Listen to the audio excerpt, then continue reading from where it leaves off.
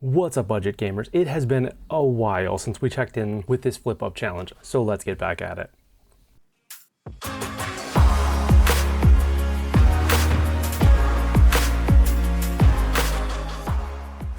Now, if I'm being completely honest, I'm actually done with my upgrade, and it is fantastic.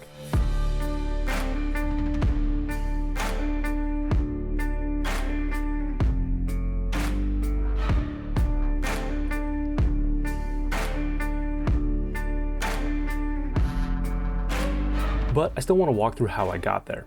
We last left off with a complete 7th gen system, a growing pile of extra hardware, and $64 left over. That system sold shortly after the video went live for an astonishing $240, bringing our total budget for this round to $304, which meant...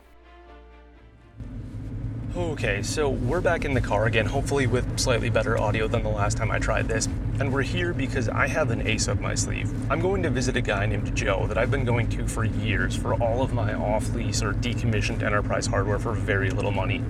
I know for sure that he has at least one system with a bunch of potential, but I'm going to see what else he has that we can pick up and hopefully get us most of the way across the finish line here, if not all the way across. So I'm going to stop recording here. We're gonna keep driving and hopefully get some really awesome deals.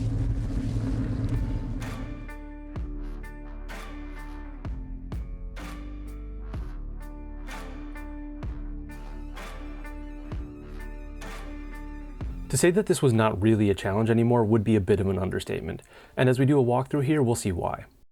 The big win was this partial bespoke build in slightly worse for the wear shape. Inside this Cooler Master case here was a Maximus 8 Hero Z170 motherboard holding an i7 6700K, 4 RAM slots totaling 32 gigs, and a Corsair AIO. This one, however, was the least complete of the systems I picked up here, as it needed storage, a GPU, a PSU, and likely a cooler because it seemed like the AIO was actually failing. Turns out it actually was, and I did have to replace that.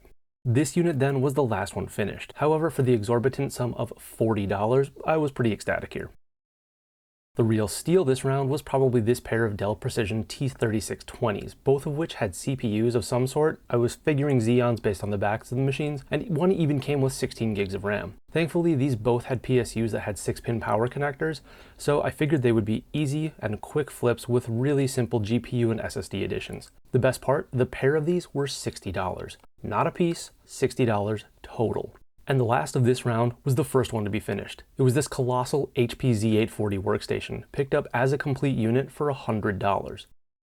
It had a trash-tier quad-core CPU in it, but it did have 32 gigs of true quad-channel RAM, 2 500 gig hard drives, and a 512 gig SSD. There was also an enormous 1300-watt PSU for all sorts of potential, with an impressive amount of interior space. So with a $6 Xeon upgrade and the addition of one of the USB Wi-Fi dongles and an RX 470 already on hand from the last round, it made this a reasonably competent machine. There was also a fun little GTX 745 in it, which I didn't do anything with right away, but might end up playing in later.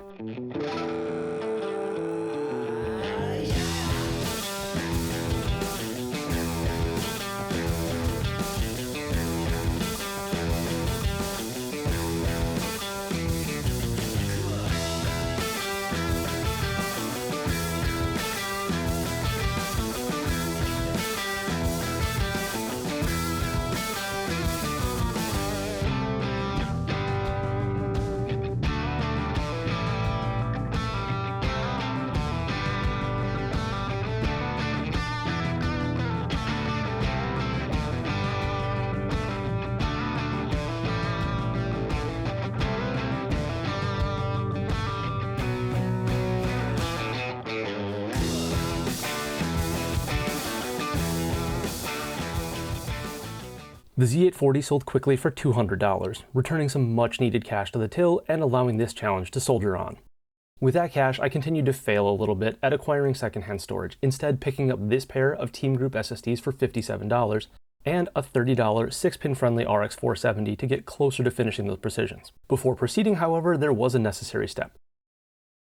Okay, I can totally work with that.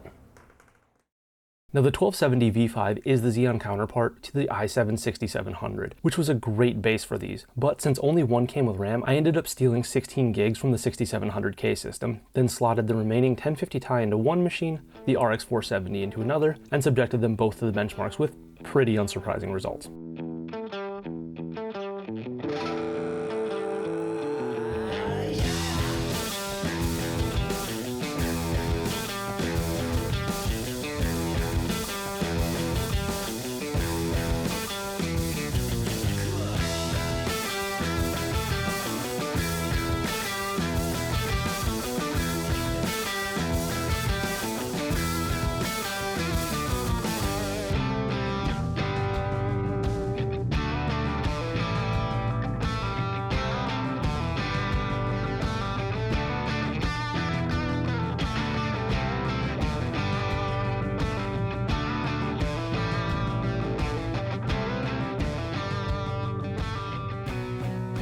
Each of these then sold for $220, bringing the budget to $651 to finally complete the 6700K system. And at long last, an opportunity arose to use that Corsair RM750X from the first episode, with the additions of a $26 ID cooling tower cooler, a $63 1TB WD Blue NVMe drive, and this gorgeous $50 Asus RX 5600 XT, along with $4 of hardware store supplies fabric-cobbled into PSU brackets. This machine ended up looking pretty dope and sold in unbelievably short order for $320.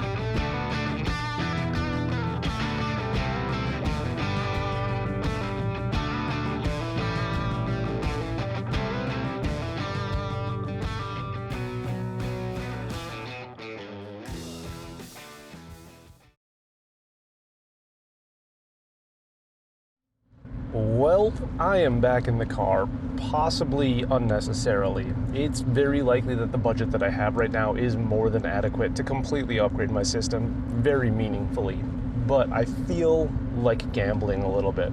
I got a message from Joe the other night that he just got in a bunch of Coffee Lake systems, which would make for the best systems that I have had to flip yet on this challenge. So I think I'm gonna go pick up a couple of those, maybe like a half dozen of them, try to track down GPUs, which thus far has not been an issue, and make some really serious money here.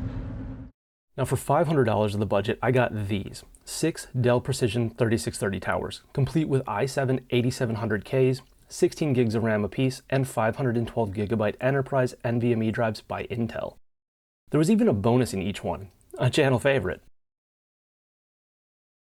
Unfortunately, the power supplies in these were all, well, dumpster tier, and wouldn't drive much of anything worthwhile. So, to start it off, for $20, I had to pick up this 600-watt Apevia Prestige power supply, a close cousin to the Arsenmatic used for the channel test bench, and then followed up and got impossibly lucky with this RX 6600M when it popped up on Marketplace for $80. Although the drive to get it did cost me $6 in gas round trip.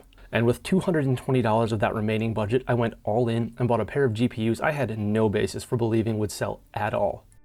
And this right here seemed like as good a point as any to cut things off for this round. So thank you all for following along. Be sure to mash the like button and subscribe if you haven't. And I'll see you all in the next one.